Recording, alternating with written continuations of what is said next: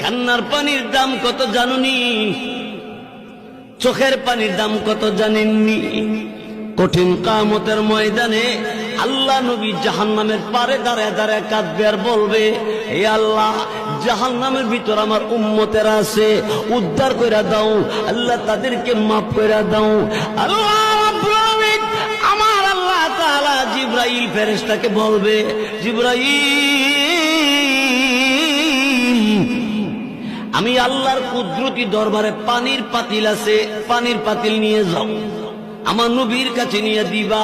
নবীকে বলবা এই পাতিলের পানিটা জাহান্নামের ভিতরে ছেড়ে দেওয়ার জন্য। রসুলের কাছে জিবরাইল পানির পাতিল দিবে, আর জিবরাইল ফেরেশতার কাছ থেকে রসুল পানির পাতিল পাইয়া পানিটা জাহান্নামের ভিতরে ছেড়ে দিবে। জাহান্নামের আগুন ঠান্ডা হয়ে যাবে, নিভে যাবে।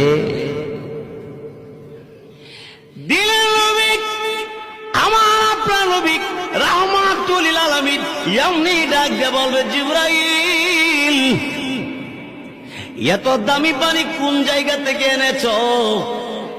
এটা কি হাউজে কাউসারের পানি না জমজম কুয়ার পানি?